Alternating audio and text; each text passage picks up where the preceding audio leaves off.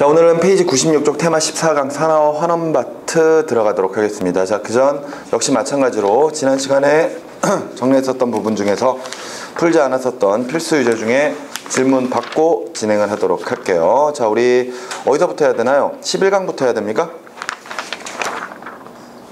11강부터인가요? 맞아요? 기억도 안 났습니까? 역시 뭐 질문할 게 없으니까 뭐 기억할 만한 게 없다 뭐 이런 건가요? 느낌상 11강 정도부터 보면 될 것 같은데 11강에 혹시 필수 유제 중에 질문하실 거 있으십니까? 없으신가요? 없으면 내가 수업 잘한 거고. 그래서 없어? 자, 넘어가셔서 그럼 12강 12강에 필수 유제 중에 있습니까? 없어요? 역시 수업을 잘했군요. 괜찮네요. 자, 13강. 자, 질문할 거 있습니까? 필수 유제 중에서? 없으신가요? 퍼펙트한 수업이었군요. 좋습니다. 자, 그러면은 14강 산화와 환원 파트 들어가 보도록 하죠. 자, 우리 이 14강 산화 환원 파트부터 닮은 꼴 화학 반응에 관련된 이 내용들이었습니다. 특히나 이제 우리 뭐 수능 특강에서도 쭉 다뤄봤었지만 이 산화 환원과 중화 반응 상당히 어렵고 중요한 반응이죠. 그런데 많은 학생들이 어려워하는 이유는 이게 정말 문제가 어려워서인가? 아니라 그랬잖아요. 이게 어려운 게 아니라 다른 단원에 비해서 이상하게 공부량이 좀 부족하지 않나 라는 생각들을 좀 많이 해봤었습니다.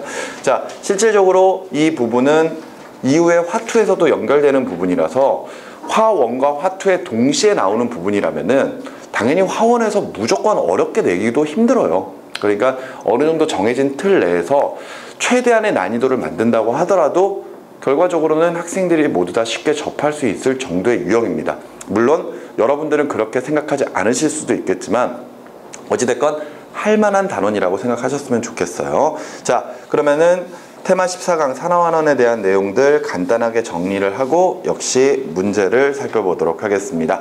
자, 우리가 일단 산화환원에서는요, 이 반응, 화학 반응식을 보고 그 반응이 산화환원 반응인지 아니지 여부부터 먼저 판단을 했었어야 되고요. 그리고 만약 그것이 산화환원 반응이라면은 산화되는 물질이 무엇이고 환원되는 물질이 무엇인지를 구별을 하셔야 됩니다.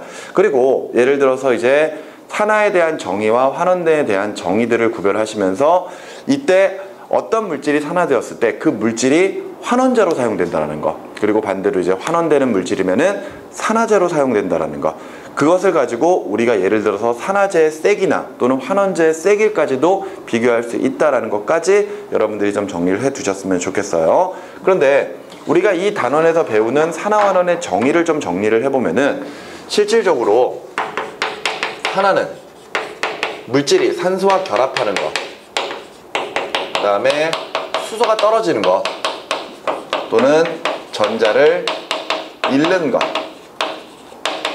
이것을 산화로 정의했었고요. 환원 같은 경우에는 그의 반대죠. 산소가 떨어지는 것, 수소가 결합하는 것, 그리고 전자를 얻는 것, 이것으로 가지고 우리가 산화환원을 정의를 내렸었습니다. 이때 어떤 물질만 산화되고 어떤 물질만 환원되는 경우는 없기 때문에 항상 산화환원은 동시에 일어난다 라고 이야기를 했었어요. 하지만 저 정의만으로는 구별하기가 상당히 힘들기 때문에 우리가 써야 되는 게 뭐다? 바로 산화수다. 이 산화수만 알면은 산화환원 반응은 다 정리가 돼버리는 거죠. 특히나 이 산화수의 정의부터 먼저 좀 이해를 하셨으면 좋겠습니다. 전기음성도의 개념이 나오죠? 전기음성도. 공유전자쌍을 끌어당기는 상대적 힘. 그랬을 때 항상 전기음성도 나오면은 플로린, 산소, 질소, 염소, 수소까지는 꼭 기억하셔야 된다 그랬습니다. 이때 두 원소가, 두 입자가 예를 들어서 공유전자쌍을 형성하고 있다라는 가정하에서 전기음성도가 조금이라도 큰 원소가 전자쌍을 완전히 소유한다라는 가정하에 우리가 산화수를 정하고 있는 거죠. 이때 이제 산화수라고 하는 것, 전자를 잃을 때마다 플러스가 생기고요. 반대로 얻을 때마다 마이너스가 생기는 거죠. 이때 그 전자의 잃고 얻는 개수만큼으로 산화수를 정의 내린다. 그러면서 사실 산화수를 정하는 규칙 같은 것들이 있었어요. 그 규칙에 따라서 여러분들이 산화수를 그냥 화학 반응식에서 그냥 보셔도 되고요. 아니면은 구조식으로 나와 있는 것들을 가지고 이 구조식에서 전자가 어느 쪽으로 치우칠까 이런 것들을 생각하셔서 산화수를 완성을 해 나가시면 되겠습니다. 어찌됐건 산화수 정할 때 정말 전체적인 규칙에서도 특히 예외적인 내용들이 있거든요. 그 예외적인 내용들을 좀 눈여겨서 봐두시기 바랍니다. 만약 문제를 내서 정말 어렵게 만들어 여러분들이 틀리게끔 만들고자 한다면은요, 결과적으로 그 예외성이 있는 부분에서 문제를 낼 가능성이 상당히 높거든요. 그렇기 때문에 꼭 잊지 말고 그 내용들을 다시 한번 꼭 잘 정리를 해 두시기 바랍니다. 자, 그러면은 바로 문제 풀면서 정리를 한번 해보도록 할게요. 자, 넘어가셔서 페이지 100쪽의 심화 문제 9번부터 바로 보도록 하겠습니다. 자, 그림은 산화철이 주성분인 철광석으로부터 철을 재련하는 과정과 관련된 화학 반응이고요. 자, 이에 대한 설명으로 옳은 것은 하고 물어봤습니다.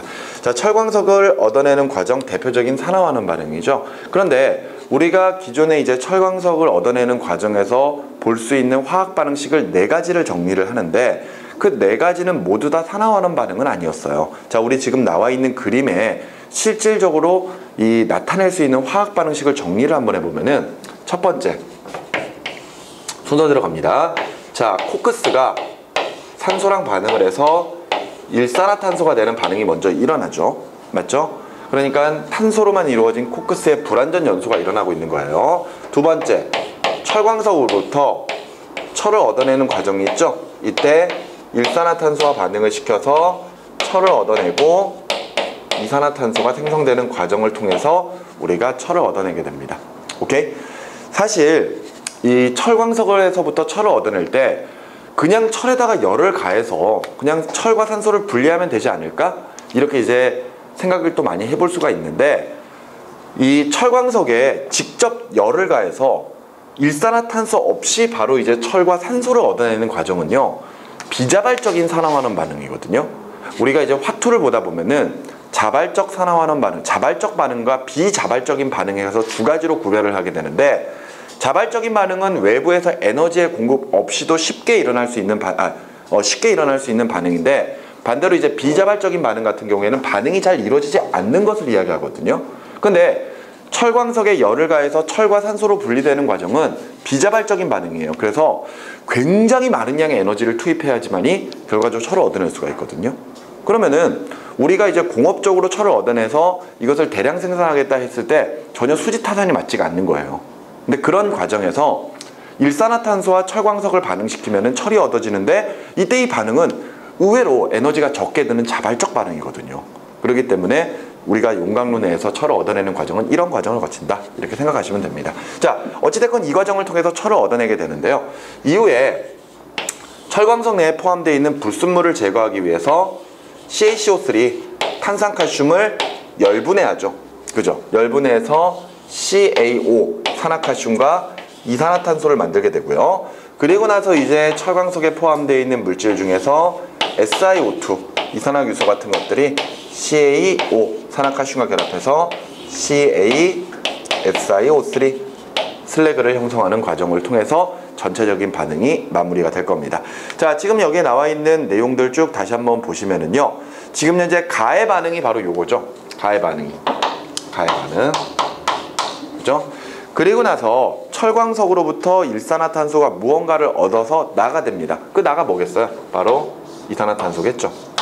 그죠? 요게 지금 현재 나에 해당하는 거. 그리고 나서 지금 다 같은 경우에는 이산화탄소가 빠지고 산화칼슘만 나오는 거니까 결과적으로 다는 뭐다?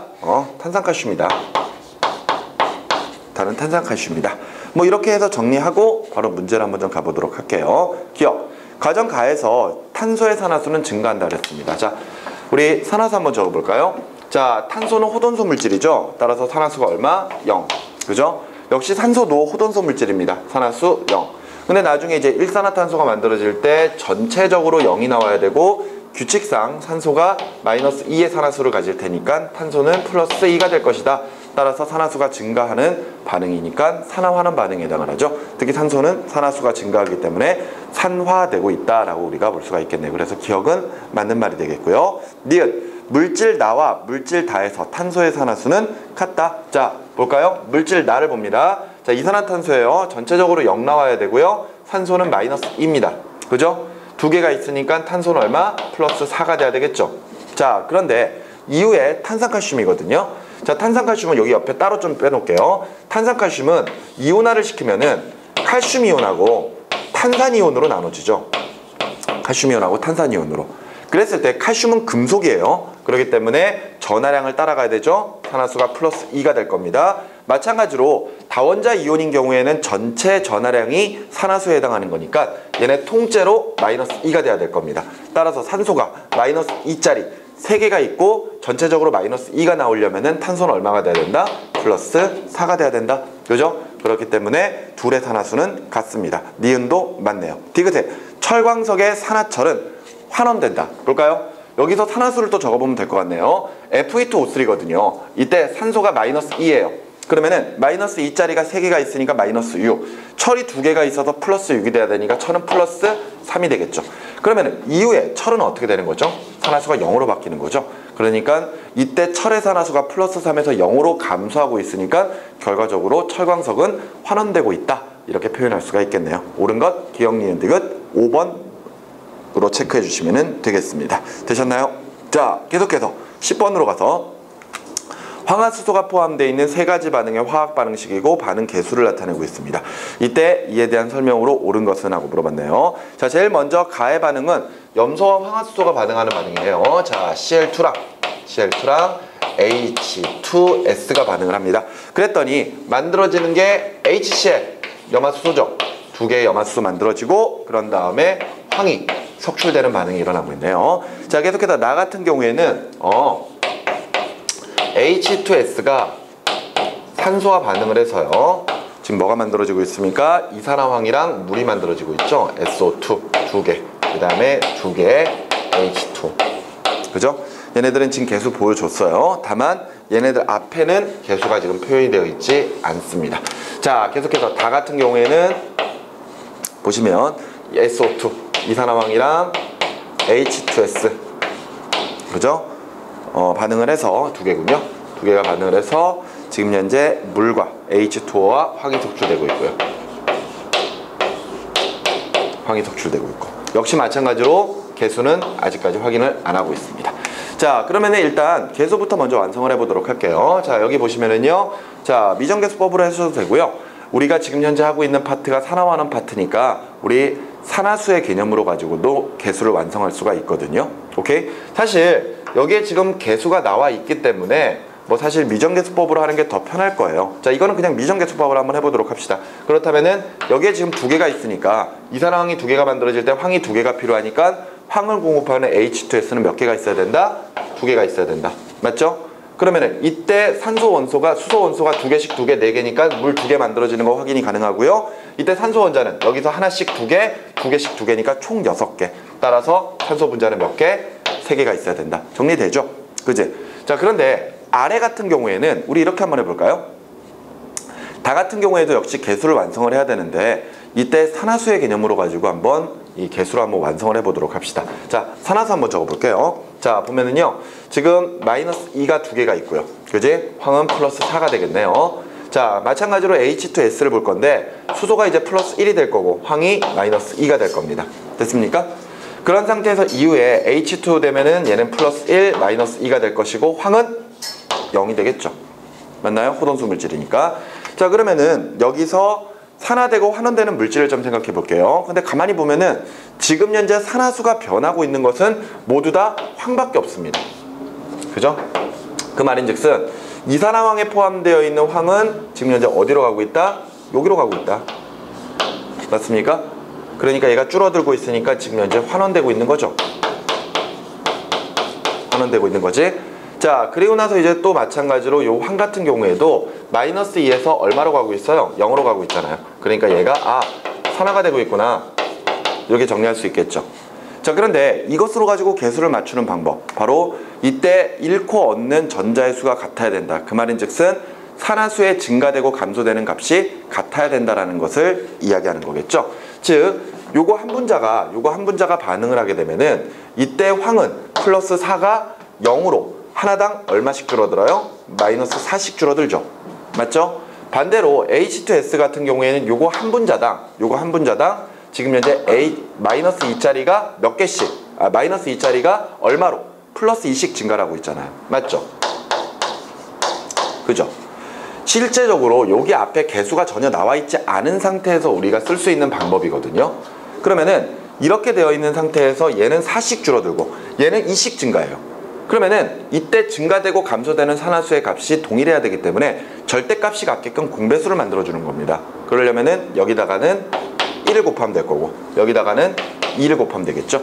그 말인즉슨 요 안에서 이거 마이너스 4가 하나씩 줄어들어야 된다? 아, 그럼 얘는 개수가 1이 되면 되겠구나. 마찬가지로 얘 같은 경우에는 얘가 플러스 2씩 2개씩 반응해야 되는구나. 따라서 얘는 개수가 2가 되겠구나. 이렇게 정리할 수 있는 거예요. 그런 다음에 이제 나머지를 다 맞춰줘 버리면 되는 거죠. 됐나요? 그래서 여기서 황 하나, 여기서 2개, 총 3개 나올 것이고요. H2O는 여기서 2개씩 2개니까 총 2개 나올 거고 아마 산소, 나머지 맞아 떨어질 겁니다. 맞죠? 이렇게 해서 개수를 완성할 수 있어요. 아무리 복잡한 화학 반응식이라도 만약 그 반응이 산화하는 반응이라면은 지금 좀 전에 보여드렸던 이런 방법을 통해서 개수를 완성할 수 있다는 것 알아두셨으면 좋겠어요. 자, 바로 설명으로 옳은 것 가보도록 하겠습니다. A 더하기 B는 C 더하기 D다. A랑 B 2개 더하면 5고요. 역시 마찬가지 CD 더하면은 5가 나오죠. 기억은 맞는 말이네요. 두 번째, 니은. 가와 나에서 H2S는 환원제이다. 가와 나에서 H2S 환원제인가? 살펴볼까요? 자, 얘만 따져보겠습니다. 얘 플러스 1이고 얘 마이너스 2죠. 맞지? 근데 이후에 황이 얼마로 바뀌어요? 0으로 바뀌잖아요. 그러니까 여기서 마이너스 2에서 0으로 증가됐으니까 산화됐구나. 산화됐으면 뭐로 사용됐다? 환원제로 사용됐다. 맞지? 마찬가지로 여기서도 플러스 1, 마이너스 2입니다. 그런데 나중에 보면은 여기서 플러스 4, 마이너스 2가 되거든요. 그러면 여기서 황이 마이너스 2에서 플러스 4로 증가됐으니까 역시 마찬가지로 산화된 것이고 환원제로 쓰였다는 걸 확인할 수 있겠죠? 따라서 니은 맞습니다. 디귿에 다에서 황의 산화수는 기억, 니은, 디귿순이다. 기억은 얼마? 플러스 4. 그죠? 그 다음에 니은은 마이너스 2. 그 다음에 디귿은 0. 그렇다면은 기억, 디귿, 니은 순이죠. 그지? 기억, 디귿, 니은. 그래서 디귿은 틀린 말이 되겠습니다. 답을 기억과 니은 3번으로 체크해 주시면 되겠어요. 자, 넘어가셔서 11번으로 가보죠. 다음은 시험관에 물에 적신 유리섬유와 마그네슘 리본을 넣고 가열하여 수소기체가 발생하는 것과 이때 일어나는 반응을 화학 반응식으로 나타낸 것이고 이에 대한 설명으로 옳은 것을 보기에서 고른 것을 했습니다. 자, 물에 적신 유리섬유가 하는 역할 같은 것들은 특별히 신경 쓰실 필요는 없을 것 같고요.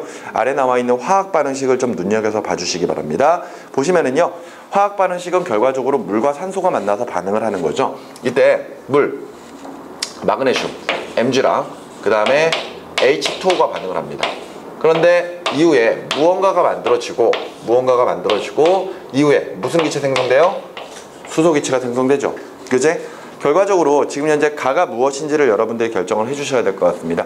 개수는 다 1, 1, 1, 1이죠. 그지? 그렇다면은 이때 여기에서 지금 현재 수소만 공급이 되니까 여기서 수소 2개 빠져버리고 나면은요. 그죠?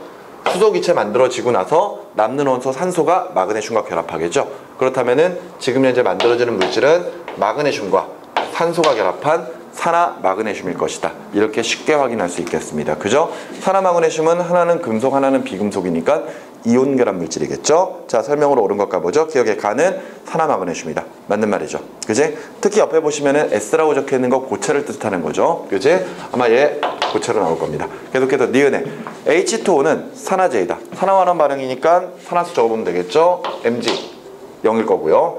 얘는 플러스 1, 마이너스 2. 그리고 나서 산화 마그네슘, 앞서 이야기했던 것처럼 이온 결합 물질입니다. 마그네슘은 이가 양이온, 산소는 이가 음이온이니까 마그네슘 플러스 2, 산소는 마이너스 2. 그리고 나서 수소는 호돈소 물질이니까 0. 따라서 마그네슘이 0에서 플러스 2로 산화, 그리고 수소가 플러스 1에서 0으로 환원. 문제에서 물어보고 있는 것은 물이 산화제라고 물었어요. 물은 환원되고 있기 때문에 산화제로 쓰이고 있는 거죠. 니은 맞는 말이네요. 디귿의 반응 전과 후에 산소의 산화수는 변하지 않는다. 산소는 마이너스 2에서 계속해서 마이너스 2로 유지가 되고 있습니다. 그렇기 때문에 변하지 않으니까 기억, 니은, 디귿 5번으로 체크하시면 되겠죠. 그리고 이 실험에서 지금 현재 기체를 모으고 있는 방법을 우리가 뭐라고 표현합니까? 이 기체 모으고 있는 방법은 뭐죠? 수상치환이죠. 그지? 이때 수상치환이라고 하는 방법을 통해서 기체를 모을 때는요, 그때 얻어지는 기체의 특성이 어떤 것인지도 좀 기억을 하시는 게 좋아요. 이때 수상치환을 통해서 기체를 얻는 이유는 결과적으로 얻어지는 기체를 웬만하면 순수한 기체를 얻고자 하는 것이고요. 얻어지는 기체가 얼마만큼 얻어졌는지 그 부피도 우리가 계산을 해보기 위해서입니다. 그런데 이 기체가 물을 통해서 얻어지는, 물을 통과해서 이제 얻어지는 거다 보니까 이 얻어지는 기체의 특성이 물에 잘 녹는 기체이면은 수상치환 방법을 쓸 수가 없다라는 걸 기억하셔야 됩니다. 아시겠죠? 뭐 예를 들어서 뭐 반응이 진행돼서 염화수소 기체가 만들어져요. 그럼 염화수소 기체를 수상치환으로 모을 수 있다? 불가능합니다. 왜? 염화수소는 물에 잘 녹아버리거든요. 그지? 예를 들어서 암모니아 기체 얻어진다? 암모니아도 수상치환으로 얻을 수가 없죠. 그지? 그리고 약간 애매한 게 있는데 이산화탄소나 아니면 산소 같은 것들, 이산화탄소나 산소 같은 것들이 있는데 원래 이제 산소나 이산화탄소 기체는 무극성 기체이기 때문에 물에 용해가 안 돼야 되는 게 맞거든요. 원래는 극성끼리 무극성끼리 모이니까요. 맞죠? 그런데 그런 산소나 이산화탄소 같은 경우에 수상치환을 하면서 기체를 모으는 경우가 있는데 이때 사실 산소나 이산화탄소는 사실 일부가 용해가 돼요. 특히나 이산화탄소 같은 경우에는 무극성 기체 중에서 물에 대한 용해도가 가장 좋거든요. 전체에서 약 7% 정도가 녹아 들어갑니다. 그러니까 정말 정확한 실험에서는 그 이산화탄소나 아니면은 뭐 산소를 얻어낼 때는 수상치환을 쓰지 않는 게 맞아요. 근데 화원 수준에서는 그냥 그런 기체를 모은다고 하더라도 거의 일반적으로 수상치환 방법을 통해서 얻어지게 됩니다. 알겠지? 수상치환 말고 기체를 모으는 방법이 또 두 가지가 더 있죠. 상방치환이랑 하방치환. 들어보신 적 있죠? 상방치환은 그냥 비커 거꾸로 이렇게 뒤집어 놓는 거고, 하방치환은 비커 똑바로 세워 놓는 거고. 이때 상방치환은 주변 공기보다 밀도가 작은 기체를 모을 때, 그리고 하방치환은 주변보다 밀도가 큰 기체를 모을 때, 그럴 때 각각 기체를 모으는 방법들입니다. 그 정도까지도 뭐 참고적으로 알아두시기 바라고요. 12번으로 넘어갑니다. 자, 다음은 1족 원소 A와 B 그리고 17족 원소 X의 화합물 AX랑 BX가 생성되는 반응의 화학 반응식이고요. 성질을 나타낸 것입니다. 이때 이에 대한 설명으로 옳은 것을 골라보라 라고 이야기를 했어요. 그죠? 자, 그러면은 지금 1족 원소라 그랬으니까 예를 들어 1족 원소는 수소를 포함한 알칼리 금속들이죠. 맞죠? 수소를 포함한 알칼리 금속들인데 지금 보시면은 결과적으로 17족인 할로젠 원소와 수소도 반응할 수 있습니다. 맞죠? 그리고 당연히 알칼리 금속들도 1족 원소들이니까 1가 양이온이 되면은 17족 원소들이 1가 음이온이 되어서 이온결합 물질들을 만들어낼 수가 있고요. 보통 이런 문제 보다 보면은 학생들이 자꾸 A와 B라고 하는 이 두 개의 원소를 그냥 알칼리 금속만으로 생각하고 문제를 풀려고 하는 경향성이 있는데 1쪽에는 수소까지 포함된다는 걸 꼭 기억하셔야 됩니다. 그래서 주어진 표에 보면은요, AX랑 BX가 만들어진 상태에서 지금 현재 녹는 점과 끓는 점을 보여주고 있는데 그때 전기전도성이 나와 있거든요. 그 전기전도성을 보시면은 AX는 고체 상태에도 전기전도성이 없고 액체 상태에서만 전기전도성이 있습니다. 이런 특징을 가지는 것 이온결합 물질이죠. 그런데 BX 같은 경우에는 고체나 액체에서 둘 다 전기전도성이 나타나지 않거든요. 그 말인즉슨 얘네들은 공유결합 물질이에요. 그렇다면은 AX는 이온결합 물질이니까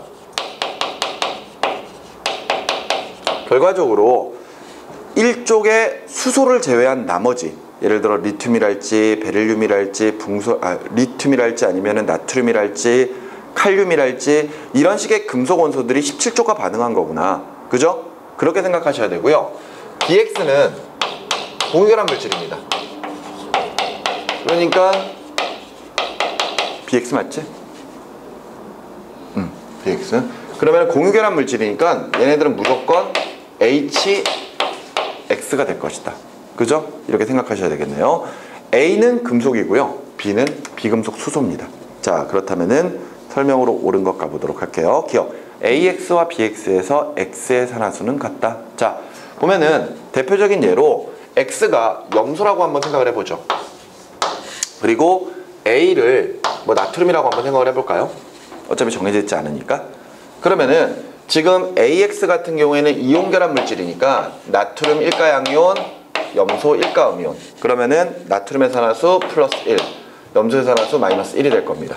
그런데 아래는 공유결합 물질이에요. 비금속들끼리 결합되어 있거든요. 근데 우리 전기음성도를 보면은 수소의 전기음성도가 제일 작잖아요.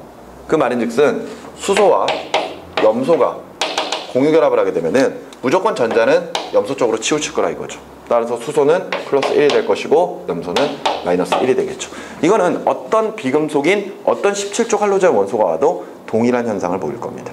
그렇기 때문에 이때 X의 산화수는 둘 다 마이너스 1로 같을 것이고요. 계속해서 니은에 AX를 용융 전기분해하면 마이너스 극에서는 환원 반응이 일어난다. 자, 얘 이온결합 물질이에요. 용융시킨다라는 것은 물에 녹이는 게 아니라 열을 가해서 직접 녹인다라는 거죠. 그 말인즉슨 이 안에는 나트륨 이온 또는 염화이온 같은 이런 그 물질을 구성하고 있는 양이온과 음이온으로만 존재하는 액체를 만들겠다는 뜻입니다.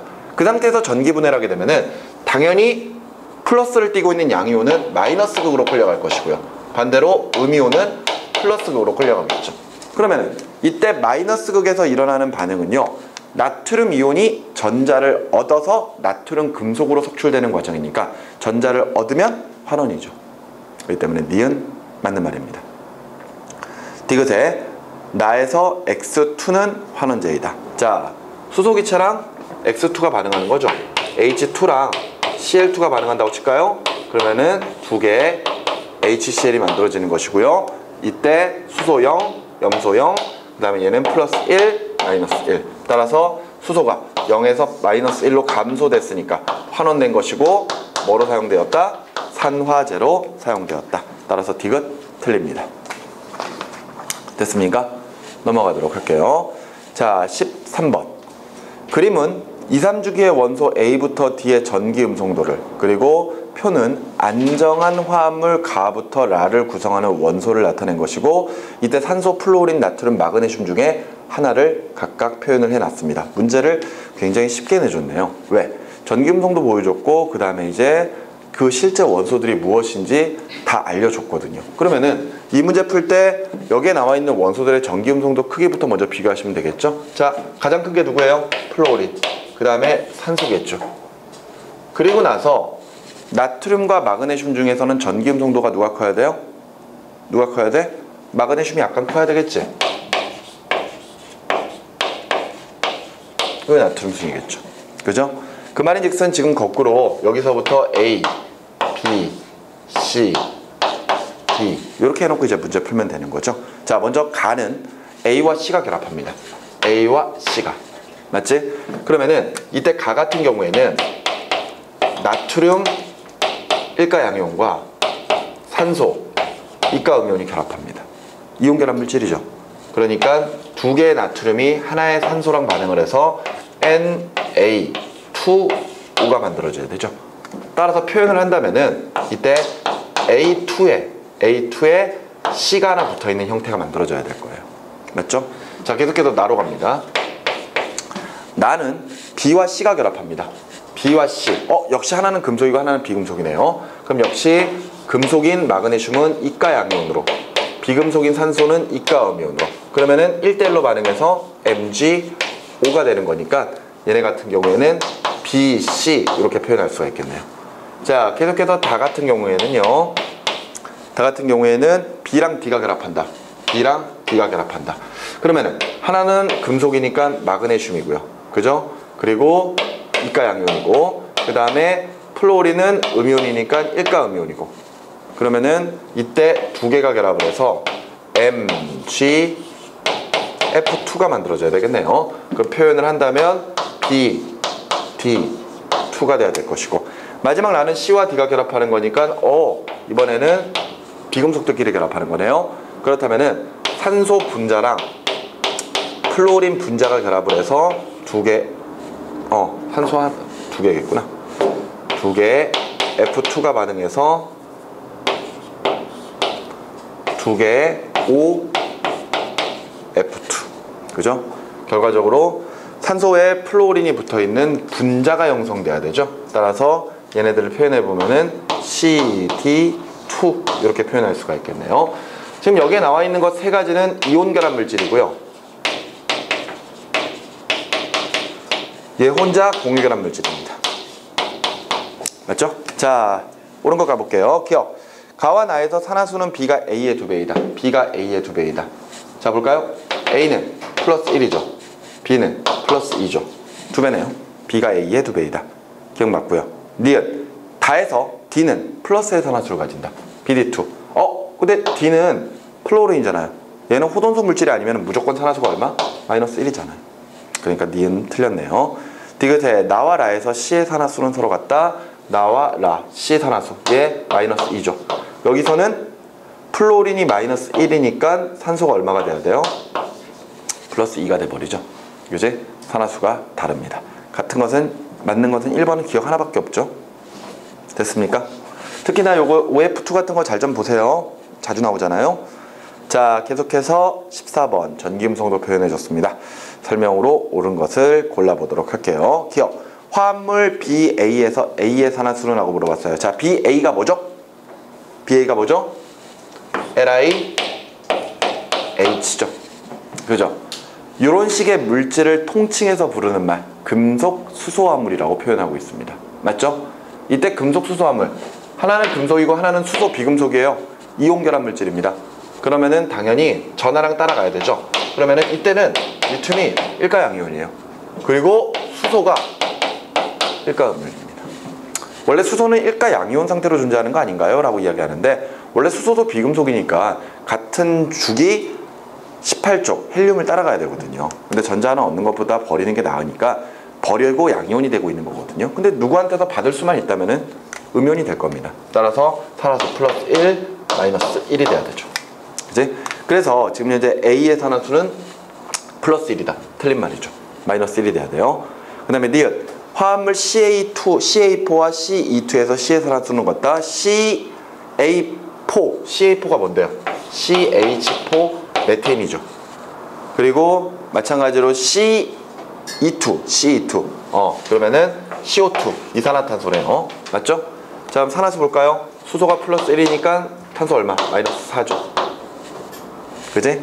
근데 이 경우에는 산소가 마이너스 2니까 탄소가 얼마? 플러스 4가 돼야 될 거 아니야.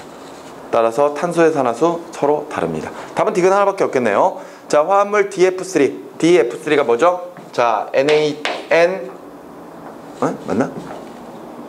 DF3 NF3죠. NF3랑 그 다음에 EF2. EF2는 OF2. 그죠? 그랬을 때 산화수 적어보면은 이거 마이너스 1 플러스 3. 그 다음에 이거 마이너스 1 플러스 2가 되는 거잖아요. 따라서 이때 2의 산화수는 모두 플러스의 산화수를 가진다. 그럼요. 얘도 플러스 3이고 얘는 플러스 2고. 그래서 옳은 것은 디귿만 체크해 주시면 되겠습니다. 되었습니까? 오케이? 자, 이렇게 해서 우리 산화환원 반응에 대한 내용 정리했고요. 자, 이후에 테마 15강 보시면은 여러 가지 산화환원 반응에 대한 예들이 나와 있습니다. 자, 이 예 같은 경우에는 첫 번째 내용에서 금속의 반응성 부분 암기해 두시면 좋다 그랬습니다. 아시겠죠? 이때 금속의 반응성이 클수록 전자를 잃고 산화가 잘 되는 거예요. 특히나 기준되는 원소가 있죠? 수소. 그지? 수소보다 반응성이 크면은 금속은 산과 반응해서 수소 기체를 발생시키지만 수소보다 반응성이 작으면은 산과 반응하지 않는다라는 거 기억해 두시면 되겠습니다. 자, 그리고 이때 금속의 반응성에 따라 각각 전자를 잃고 얻는 여부가 다르기 때문에 우리가 금속 이온이 포함된 수용액에서 금속 조각을 넣어서 반응성 여부를 확인하는 그런 실험 문제들을 많이 보셨을 겁니다. 아마 문제 어렵게 나온다면 이거 잘 나오죠? 그치? 이거 계속해서 생각하셔야 됩니다. 그리고 나서 이후에 오른쪽에 보시면은 철의 부식과 부식 방지 대책 나와 있어요. 철의 부식은 산소와 물이 주 원인이 되죠. 그래서 이 부식이 진행되는 과정을 실험으로 판단했을 때 물만 또는 산소만 있으면 부식이 좀 적게 진행되지만 물과 산소가 모두 닿을 수 있는 조건이야. 반응할 수 있는 조건이라면은 반응이 매우 빠르게 일어날 것이라는 거. 하지만 물과 산소를 모두 차단하면은 부식이 진행되지 않죠. 그죠? 그 과정에서 우리가 이 철의 부식을 방지할 수 있는 방법 중에 가장 눈여겨서 보셔야 될 게 도금. 그죠? 특히나 양철과 함석 이렇게 두 가지가 있었었는데 함석 같은 경우에는 철보다 반응성이 큰 아연으로 도금하는 것, 그리고 양철 같은 경우에는 철보다 반응성이 작은 주석으로 도금하는 것이었습니다. 그랬을 때 그 두 가지의 차이점이라면은 흠집이 생겼을 때, 그죠? 철보다 반응성이 큰 아연으로 도금한 함석 같은 경우에는 흠집이 생겨도 아연이 먼저 반응을 하기 때문에 철이 계속해서 보호될 것이라는 거. 하지만 철보다 반응성이 작은 주석으로 도금한 이 양철 같은 경우에는 도리어 흠집이 생겨버리면은 철이 먼저 반응한다는 거 기억해 두시면 되겠죠. 거기에 추가적으로 이제 음극화 보호, 그죠? 음극화 보호는 내가 보호하고자 하는 금속보다 반응성이 큰 금속을 도선으로 연결한 경우에 그 도선에 연결된 금속이 먼저 반응하면서 내가 보호하고자 하는 금속을 보호시켜주는 그런 과정이라고 보시면 되겠습니다. 됐습니까? 자, 그리고 계속 이어서 할로젠 원소인데요.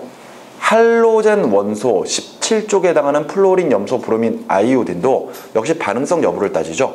이때 반응성이 가장 큰 것은 플로린입니다. 그 다음에 염소, 브로민, 아이오딘 순으로 갈수록 반응성이 점점 작아져요. 그죠? 근데 아까 금속의 반응성은 반응성이 클수록 전자를 잃고 산화가 잘 되는 건데 할로젠 원소들은 반응성이 클수록 전자를 얻어서 음이온이 잘 되려고 하죠. 맞지? 그 둘의 차이점이 있다는 거 꼭 기억하셨으면 좋겠습니다. 여기까지 내용을 좀 확인해 두시고 잠시 쉬었다가 바로 문제 풀도록 하겠습니다. 자, 좀 전까지 103쪽에 해당하는 내용들은 설명을 좀 해드렸었습니다. 근데 의외로 설명을 좀 간단하게는 했는데 사실 문제는 그렇게 간단하지는 않을 거예요. 자, 차근차근 문제를 살펴보도록 할게요. 자, 페이지 108쪽으로 넘어가셔서 자, 심화 문제 13번 문제를 봐주시기 바랍니다. 자, 그림은 ANO3 수용액에 충분한 양의 금속 B를 넣었을 때 반응 시간에 따라 용액에 존재하는 전체 양이온 수를 나타낸 것이고 이에 대한 설명으로 옳은 것은 했으며 이때 원자량은 A가 B보다 더 크며 음이온은 반응하지 않으니까 쉽게 말해서 구경꾼 이온이다 라고 볼 수가 있겠죠. 자, 지금 보시면은 ANO 수용액에 ANO3 수용액에 B를 넣어줍니다. 그죠? 그런데 이때 그래프상 양이온수의 변화가 생기고 있다는 것은 결과적으로 반응을 한다는 이야기죠. 맞죠? 그러면은 여기서 우리는 반응성이 A보다 B 금속이 더 크다라는 것을 확인할 수가 있습니다. 맞죠? 그런데 이때 A는 NO3 질산이온과 1대1로 결합되어 있기 때문에 A는 1가 양이온 상태거든요. 그래서 지금 현재 그래프에서 처음 반응이 시작되기 직전 양이온수가 2N부터 시작을 하고 있어요. 그럼 이 2N이라고 하는 개수는 처음에 가지고 있던 A 1가 양이온의 개수라고 우리가 볼 수가 있겠죠. 근데 반응이 진행되는 동안에 지금 현재 전체 양이온의 수가 쭉 감소해서 얼마로 끝났어요? N으로 끝났죠. 맞죠? 그 말인즉슨 점차 이제 A가 B로 대체가 되고 있다는 이야기인데 이때 완전히 반응이 종료된 시점에 전체 양이온의 수가 2N에서 N으로 줄었다는 이야기는 나온 B의 이온수가 A보다 절반밖에 안 된다는 이야기거든요. 이때 A가 1가 양이온이기 때문에 B가 만일 전하량이 똑같다면은 이때 A와 B는 1대1로 반응함으로써 결과적으로 전체 양이온의 개수가 변하지 않을 것이거든요. 그런데 나중에 최종적으로 전체 양이온의 개수가 N으로 유지가 되고 있다는 이야기는 결과적으로 이 개수가 B이온의 수를 이야기하기 때문에 이온수는 A 대 B가 2대1일 것이다. 그 말인즉슨 같은 전하량을 만들어주기 위해서 B는 절반만 있어도 전하량을 만들 수가 있으니까 결과적으로 B는 몇 가 양이온일 것이다? 2가 양이온일 것이다. 이렇게 우리가 생각할 수가 있겠죠.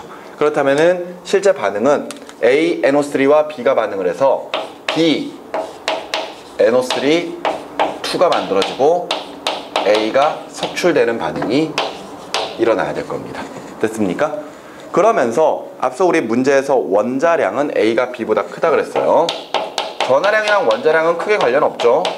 그랬을 때 원자량은 A가 B보다 크다. 그죠?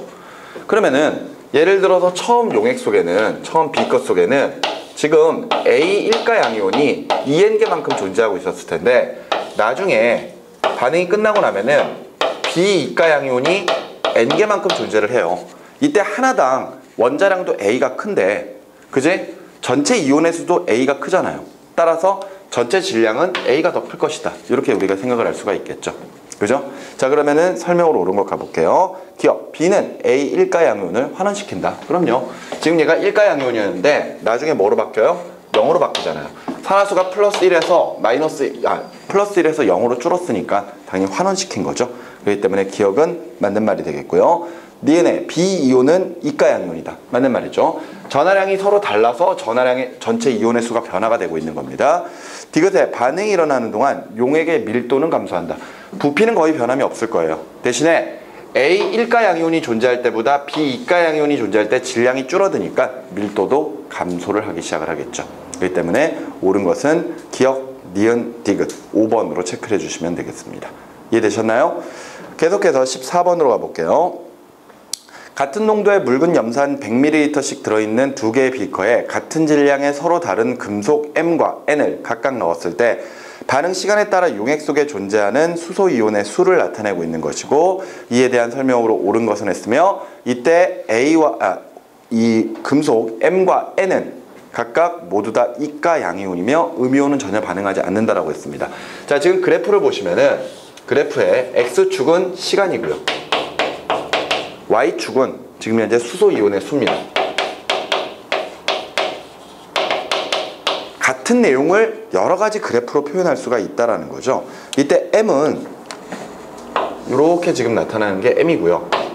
M과 반응했을 때 N은 이렇게 만들어지는 게 N이잖아요.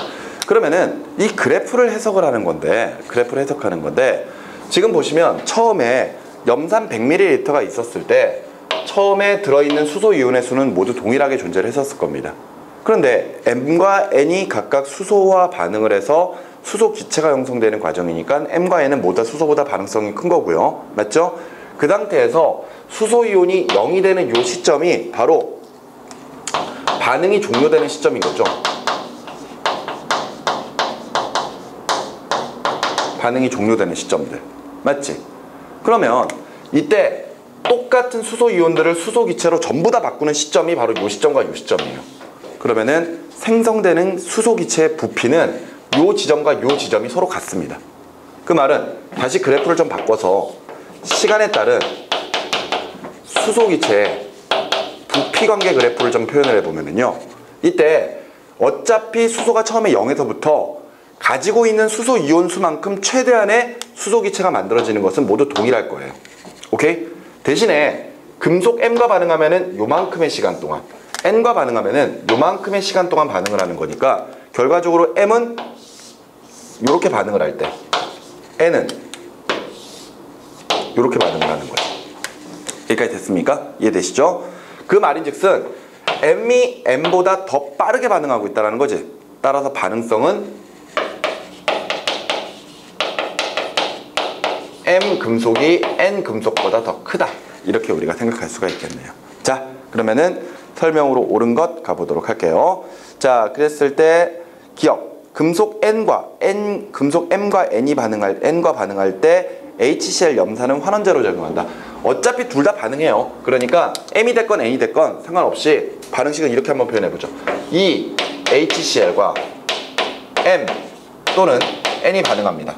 그러면은 이때는 MCl2가 만들어지든 아니면 NCl2가 만들어지든 그러면서 수소 기체가 발생을 할 거거든요.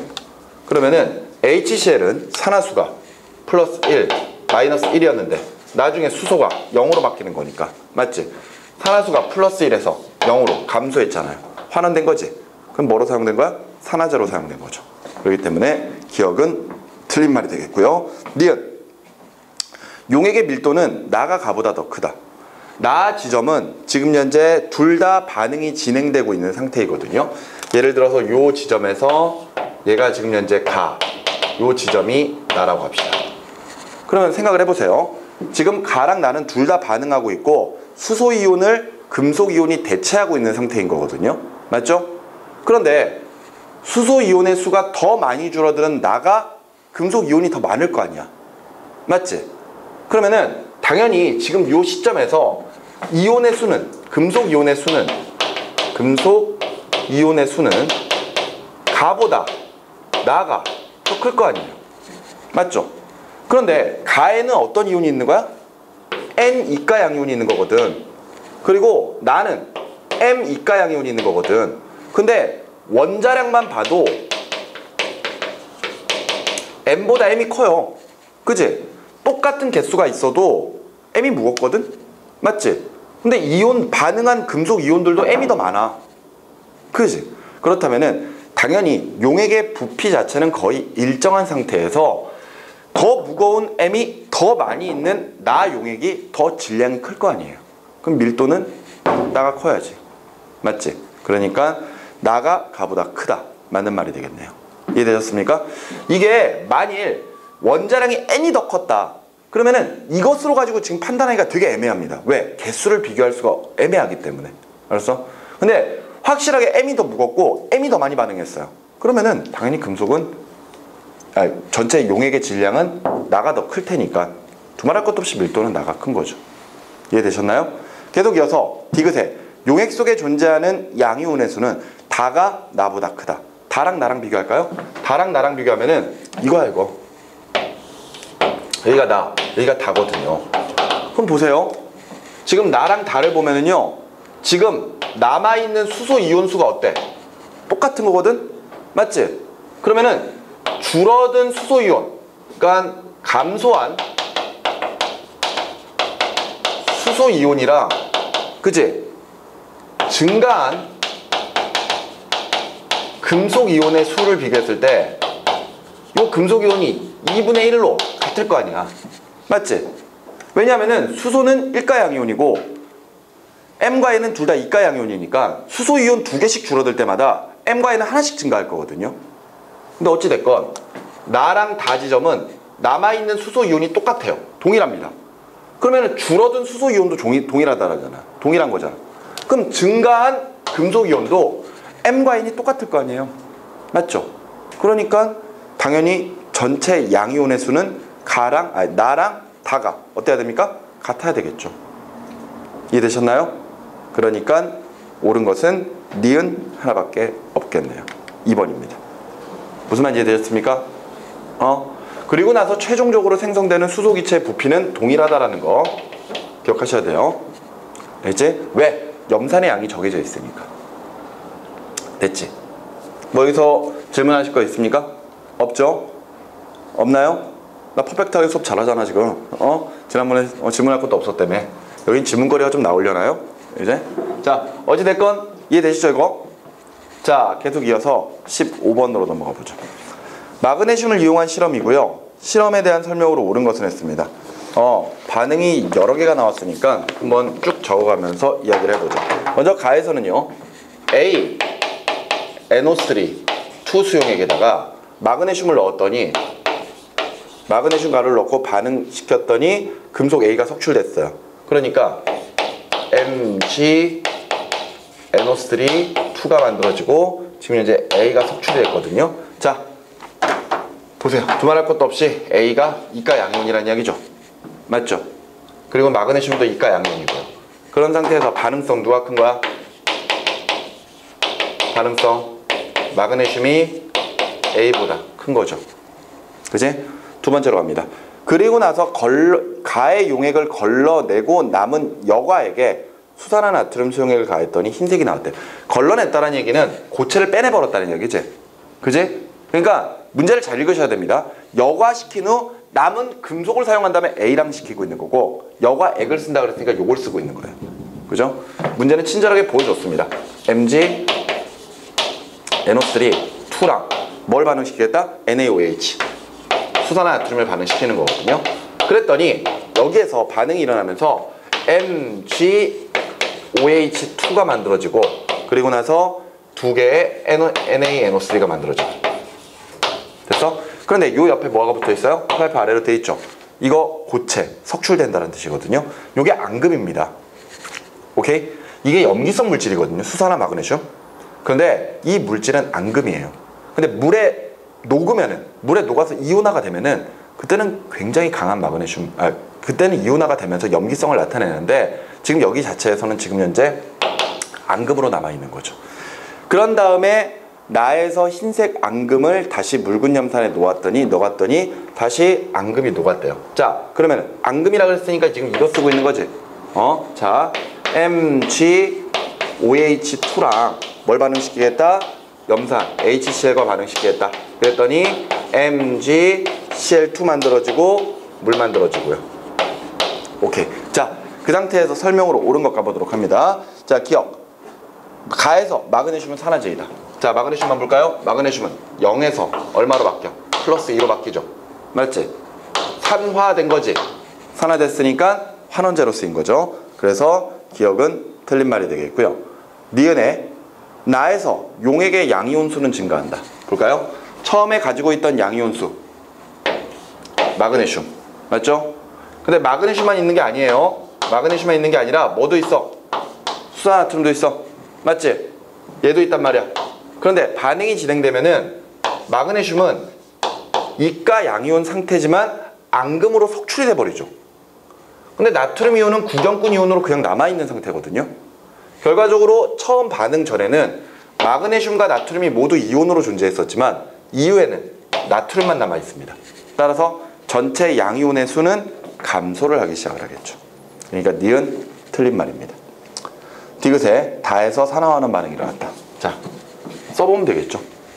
그죠? 자, 산화수 적어보시면은요. 자, 플러스 2, 플러스 2, 마이너스 2, 플러스 1, 플러스 1, 마이너스 1, 플러스 2, 마이너스 1, 플러스 1, 마이너스 2. 산화수의 변화 있어요, 없어요? 없습니다. 따라서 산화하는 반응이 아니죠. 됐나요? 그래서 옳은 것은 니은, 뭐야? 다에서 기억 가에서 마그네슘은 산화제이다. 환원제죠? 그리고 2번에서 나에서 용액의 양이온수가 증가한다.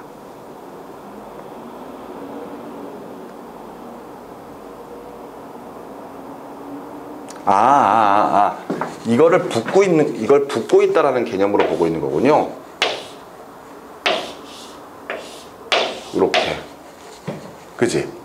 그러니까 처음에 전체 이제 양이온수를 비교한다면은 반응 전과 반응 후에 전체 양이온의 수는 얘가 많을 거 아니야.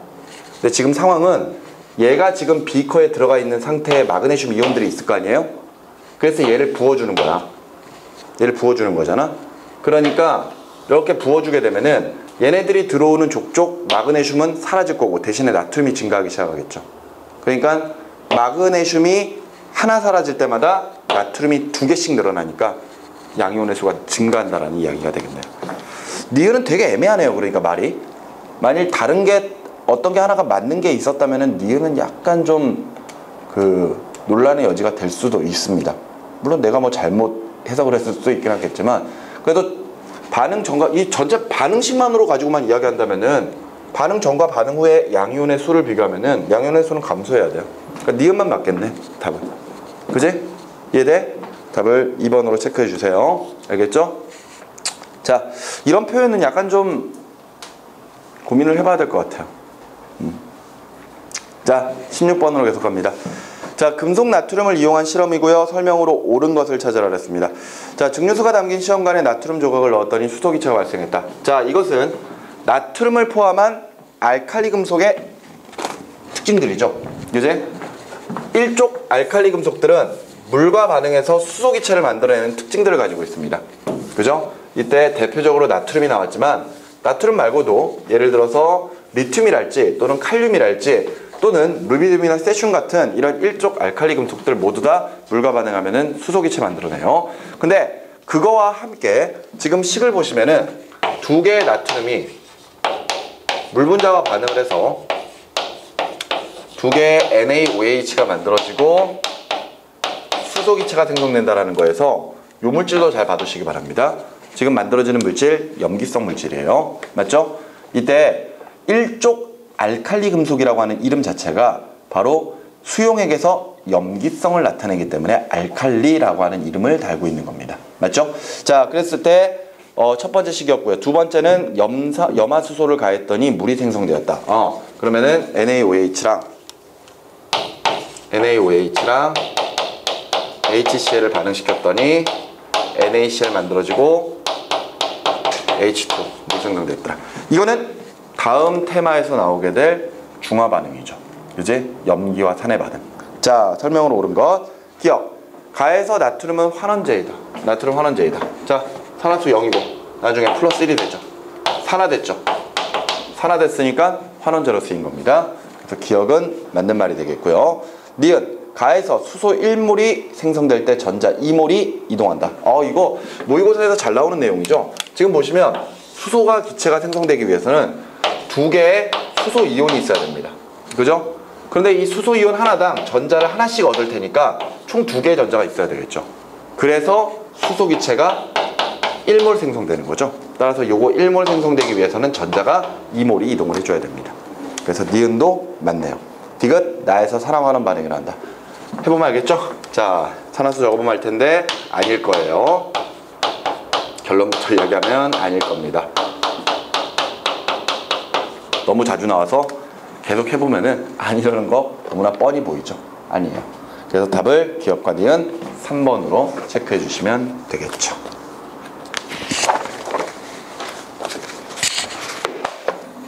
자, 넘어가셔서 자, 17번 문제를 계속해서 보도록 하겠습니다. 금속 A부터 C를 이용한 실험이고요. 이에 대한 설명으로 옳은 것은 했습니다. 자, 이번에 비커에다가 금속 집어넣고 반응시키고 있는 거죠. 지금 가만히 보니까 B이온과 C이온이 동시에 들어있는 비커에 금속 A 막대를 넣고 관찰했더니 B만 석출되었다라고 이야기가 되어 있어요. 맞죠? 이거 충분한 시간이 지났다는 얘기는 지금 현재 반응할 수 있으면 최대한 반응을 시켜보겠다는 뜻이 되는 거거든요. 맞죠? 자, 그런데 이제 석출된 금속 B를 HCl에 넣었더니 수소 기체가 발생을 하였다. 자, 먼저 여러분들 문제에서 지금 현재 하나의 비커에 B가 몇 가 양이온이냐? B가 1가 양이온, 그 다음에 C가 2가 양이온이 있는데 지금 여기에 금속 A가 들어오는 거잖아요. 금속 A가 들어오는 거죠. 근데 이 상황부터 이해를 잘 못하는 학생들이 있습니다. 선생님, 어떻게 비커 안에서 두 개의 금속 이온이 존재해요? 그게 뭔 상관이야? 그지? 그거 존재하는 건 아무런 상관이 없습니다. 예를 들어서 금속이 하나는 이온인데 하나는 금속 원자 상태로 들어오게 되면은 그때는 반응성에 따라 반응성이 큰 게 이온이 되려고 하겠죠. 그런데 처음부터 예를 들어 이온으로 되어 있는 두 개의 금속이라면은 그 금속이 섞여 있어도 반응성이 크든 작든 서로 간에 반응을 안 합니다. 왜? 어차피 둘 다 이온이 되어 있는데 뭔 상관이야? 그죠? 그러니까 아무런 반응이 일어나지 않고 있다는 이야기죠. 그런데 A를 넣었더니 B만 석출되었대요. B만 석출되었다는 얘기는 A가 이온으로 빠져나왔다는 이야기죠. A가 이온으로 빠져나오고 그 다음에 B가 달라붙었다는 이야기입니다. 맞죠? 그 말인즉슨 지금 현재 반응성을 비교할 때 최소한 B와 C의 반응성을 비교하면은 먼저 석출되는 녀석이 반응성이 작은 거예요. 그러니까 B보다 C가 반응성이 큰 거야. 이해가 되니?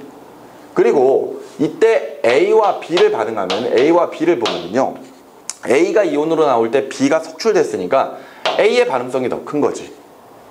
그리고 문제에서 충분한 시간이 지났다라고 이야기했기 때문에 예를 들어 B가 전부 사라지고 나면은 그 다음부터는 A와 C가 경쟁을 할 거 아니에요.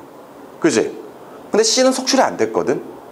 그 말인즉슨 A와 C를 비교하면 누가 반응성이 더 크다? C가 반응성이 더 크다라는 겁니다. 사실 문제에서 충분한 시간이라고 하는 그 관계가 없다면은요, 예를 들어 B가 전부 다 반응하지 못했을 수도 있거든요. 그러면은 이때 B가 남아있는 상태에서 C가 A보다 반응성이 작아도 B가 전부 다 반응할 때까지 C는 반응을 하지 않아요. 그러니까 이 관계를 확정을 지을 수는 없습니다. 그런데 문제에서 지금 예를 들어 지금 뭐라 그랬냐, 충분한 시간이 지났다라는 이야기를 했기 때문에 B가 전부 사라졌다라고 볼 수 있어요. B가 전부 사라졌다. 그럼 C가 이온이 있는데 왜 A는 반응하지 않느냐? 왜 B만 석출되느냐? 그럼 C가 반응성이 더 크다. 이렇게 비교할 수도 있는 거죠. 여기까지 이해됐습니까? A가 이가 양이온으로 나오네요. 그죠? 그럼 자, 실제로 반응하고 있는 것은 자, 두 개의 B1가 양이온과 그 다음에 A가 반응해서 A 2가 양이온이 하나 만들어지고 두 개의 B가 석출되고 있는 과정이죠. 자, 그랬을 때 설명으로 옳은 거 기억해. 금속 C는 B보다 산화되기 쉽다. 자, 반응성 순서대로 따지면은 누가 제일 커요? C가 제일 크죠. 그지? 그 다음이 A죠. 그 다음이 B죠. 맞습니까? 그리고 석출된 B는 염산에 집어넣으면 또 수소기체까지 발생하니까 수소보다 반응성 더 커요. 그죠? 그러니까 기억은 맞는 말이고요. 니은 가해서 수용액의 밀도는 증가한다. 볼까요? A가 하나 나오고 B가 두 개씩 사라집니다. 원자량 보세요. 원자량은 A가 B보다 2배 크다며요. 맞죠? 그러면은 예를 들어서 얘가 원자량을 1이라고 잡고 얘를 2라고 잡아봅시다. 그러면은 요거 지금 현재 1자리가 2개, A가 2자리가 하나예요. 그런 상태에서 2가 하나 늘어고 1자리가 2개가 줄어듭니다. 그죠? 그러면은 어차피 질량 똑같은 거 아니에요? 맞죠? 원자량은 A가 B보다 2배 크다 그랬거든. 맞지? A가 B보다 2배가 큰데 중요한 거는 B가 2개씩 사라질 때마다 A가 하나씩 늘어요. 그러니까 질량의 변화 있어 없어? 없겠지. 맞지? 따라서 이온의 수는 줄어드는데 이온 수는 줄어드는데 질량은 일정하게 유지가 돼야 되니까 수용액의 밀도는 일정해야 되겠네요. 맞죠? 만일 A가 B보다 뭐 원자량이 3배 크다 이러면은 지금 이온수가 줄어들어도 나오는 녀석이 훨씬 3배만큼 무겁기 때문에 2개 사라져도 질량이 증가할 겁니다. 그럼 밀도는 증가하겠죠. 하지만 A의 원자량이 B의 딱 2배라고 했기 때문에 2개 사라질 때마다 하나씩 늘어난다면은 결과적으로 줄어드는 질량과 증가하는 질량이 동일한 거니까 결과적으로 밀도는 동일하다라고 볼 수가 있겠네요. 디귿에 염산에 금속 A를 넣으면 산화환원 반응이 일어난다. A를 집어넣어도 수소보다 반응성이 크니까 반응할 거거든요. 그러면은 예를 들어서 A가 HCl과 반응을 해요. 2개 있어야 되겠죠. 그러면은 ACl2가 만들어지고 수소기체가 만들어질 텐데 이때 수소만 봐도 플러스 1자리가 0으로 바뀌기 때문에 산화환원 반응에 해당을 할 겁니다. 됐나요? 그래서 답은 기억, 니은, 디귿 5번으로 체크해 주시면 되겠고요. 계속해서 18번으로 가보도록 하겠습니다.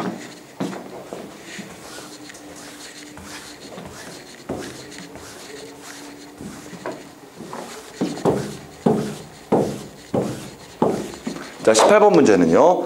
A1가 양이온이 들어있는 수용액에 충분한 질량의 금속 B와 C 분말을 순서대로 넣었을 때 용액 속에 존재하는 양이온의 수를 나타낸 것이고요.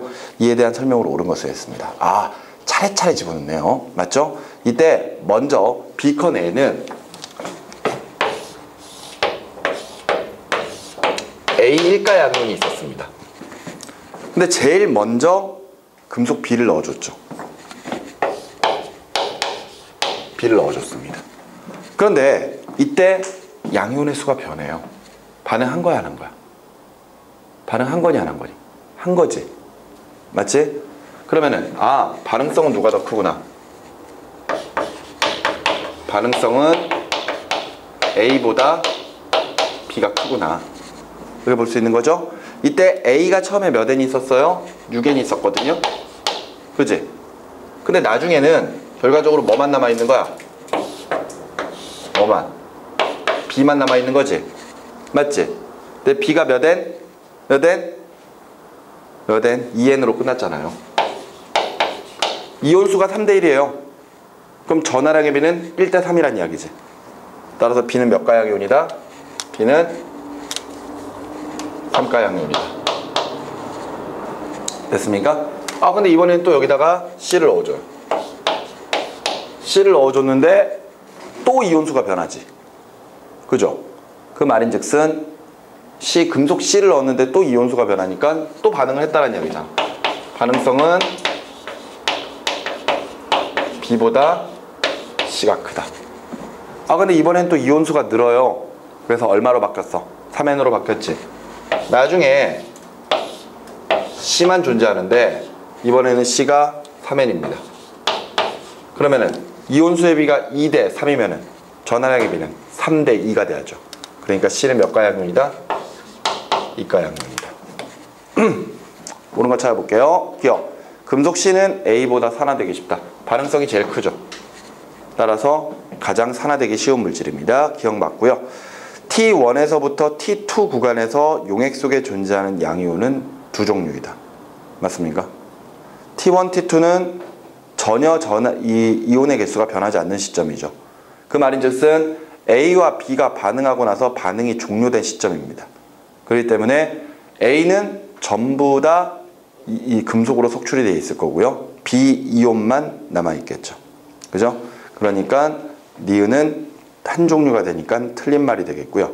문제에서 분명히 충분한 질량 넣었다 그랬습니다. 그렇다면은 당연히 전부 다 반응했다라고 봐야죠. 니은 틀렸고요. 디귿의 금속 이온의 산화수의 비는 B 대 C가 3대 2이다. 그럼요. B는 3가양이온, C는 2가양이온. 3대 2가 됩니다. 생각보다 쉬운 문제였네요. 자, 이런 식으로 해서 뭐 그래프를 분석하든 아니면 실험 자체를 보여주든 이런 식으로 해서 여러분들에게 다양한 형태의 문제들을 출제하는 단원이라는 거 이해하시면 되겠습니다. 됐습니까? 자, 계속 이어서 테마 16강으로 넘어가도록 할게요. 자, 테마 16강은 산과 염기 파트입니다. 자, 특히나 테마 16강에서는 제일 먼저 산과 염기의 정의부터 먼저 설명하고 있죠. 그지? 페이지가 111쪽과 뒤쪽에 112쪽까지 쭉 설명하고 있는 것 같은데요. 자, 그랬을 때 일단 여기에서는 산염기의 정의부터 먼저 이해하시면 될 것 같습니다. 산의 정의와 염기의 정의 각각 세 가지로 분류하죠. 아레니우스는 산은 수용액에서 수소이온을 내놓는 물질, 반대로 염기는 수산화이온을 내놓는 물질이었습니다. 그런데 설명이 가능한 산이 있고 불가능한 것들이 있었어요. 그죠? 염기도 마찬가지입니다. 염기의 대표적인 것 중에 암모니아, NH3 같은 경우에는 약한 염기성 물질이지만 분자 자체로는 수산화이온을 내놓을 수가 없어요. 즉, 아레니우스의 정의로는 산과 염기를 모두 정의 내리기가 힘들었기 때문에 더 큰 정의가 필요했던 거죠. 그게 바로 브랜세드 로울리의 산과 염기의 정의였습니다. 산은 수소이온, 양성자를 주는 물질, 그래서 양성자 주계라고 했었고요. 반대로 염기는 양성자를 받아주는 물질, 양성자 받게라고 각각 표현을 했었습니다. 그런데 이것만으로도 모든 산과 염기를 정의 내리기가 힘들었기 때문에 더 확장된 정의가 나온 게 루이스의 산염기죠. 루이스의 산은 전자쌍을 받아주는 물질, 반대로 염기는 전자쌍을 주는 물질이었죠. 이렇게 해서 우리가 또 다른 산과 염기의 확장된 정의를 쭉 정리를 할 수가 있었습니다.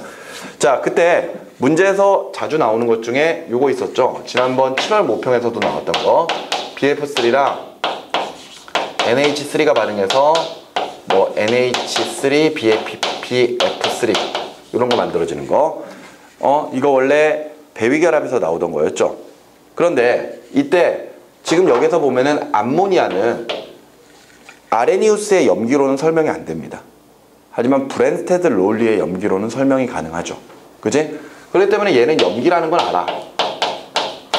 근데 얘를 보면은 아레니우스의 산도 아니고 그 다음에 예를 들어서 브랜스테드 롤리의 산도 안 되거든요. 왜? 어찌됐건 수소이온을 주든 양성자를 주든 똑같은 건데 얘는 분자 구조 내에 수소이온이 없으니까. 하지만 BF3가 암모니아에게 전자쌍을 받아주는 거죠. 그렇기 때문에 이때 BF3가 루이스의 산으로 작용한다라는 것을 설명할 수가 있었습니다. 그러니까 계속해서 확장된 이론들이 나오기 시작했다라는 것들 기억해 두시면 되겠어요. 됐나요?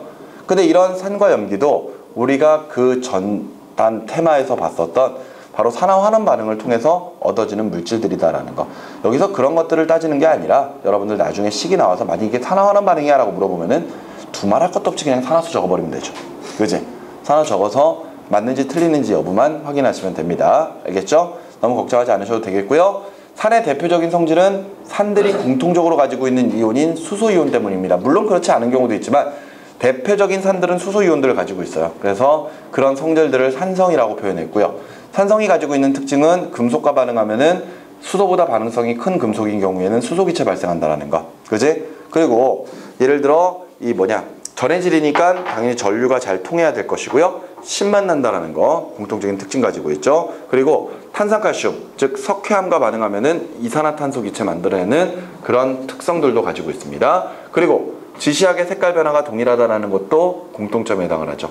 우리 지시약 색깔 페메비, 무무빨, 빨로노, 노초파 이렇게 해서 아마 외우고 계실 겁니다. 이때 산성에서 페놀프탈레인 무색, BTB용액 빨간색, 그 다음에 BTB용액 노란색을 나타내는 공통점을 나타내고 있죠. 그리고 푸른색 염화 코발트 종이, 아니죠, 붉은색 염화 코발트 종이를 푸르게 변화시키는 것도 산의 특징입니다. 그지? 자, 그런데 염기성 물질들의 특징은 공통적으로 수산화 이온을 내놓기 때문이죠. 그죠? 그래서 가지고 있는 특징 보면은 일단 쓴맛 납니다. 그죠? 그리고 분명히 염기도 전해질이기 때문에 전류가 잘 흘러요. 그리고 단백질을 녹이는 성질을 가지고 있죠.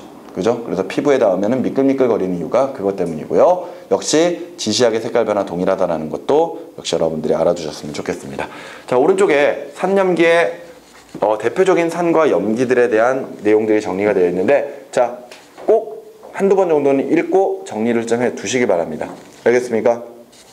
에이, 뭐 이거 뭐 별거 있어? 뭐 이렇게 하다가 나중에 여기에 걸려가지고 틀려오는 학생들이 있어요. 알겠죠? 너무나 뭐 직관적인 문제들이 나왔을 때 그것 때문에 틀려갖고 온 학생들, 막 2점짜리 틀려갖고 와가지고 막 눈물을 짓고 그런 경우가 없었으면 좋겠습니다.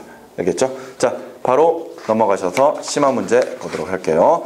자, 페이지 117쪽에 13번 문제입니다. 자, 같은 부피의 염기 AOH와 BOH 수용액을 모형으로 나타낸 것이고 설명으로 옳은 것은 했습니다. AOH는 전부 다 이온화가 됐죠. BOH는 일부만 이온화가 됐습니다. 그 말인즉슨 AOH는 강염기, BOH는 약염기에 해당한다. 이렇게 생각을 할 수가 있겠네요. 자, 이때 설명으로 옳은 것은 하고 물어봤고요. 지금 타원형의 물체는 수산화 이온이다 그랬습니다. 보면은 지금 현재 AOH나 BOH는 공통적으로 수산화 이온을 가지죠. 그랬을 때 공통적인 모형이 지금 현재 타원형의 모형이기 때문에 기억은 맞는 말이 되겠고요. 니은에 물에 녹인 AOH와 BOH의 몰수는 같다. 입자수 세보세요. 처음에 몇 개씩 넣었을지. 하나, 둘, 셋, 넷, 다섯. 하나, 둘, 셋, 넷, 다섯. 똑같은 부피에 똑같은 몰수만큼 녹인 거죠. 그러니까 니은 맞습니다. 또는 몰수가 같다라는 표현을 농도가 같다라는 표현으로 나올 수도 있어요. 알겠죠? 디귿에 두 수용액에 브로모티몰 블루 용액을 넣으면은 같은 색을 나타낸다. 이게 바로 BTB 용액이죠. BTB 용액. 그지? BTB 용액 넣으면은 당연히 염기성이니까 색깔 무슨 색 나타나야 돼요? 푸른색 나타나야 되겠죠. 그죠? 아, 산이 푸른색 리트머스 종이를 붉게 만드는 거구나. 그지? 어찌됐건. 그래서 옳은 것은 기억, 니은, 디귿 다 맞으니까 5번으로 체크하시면 되죠.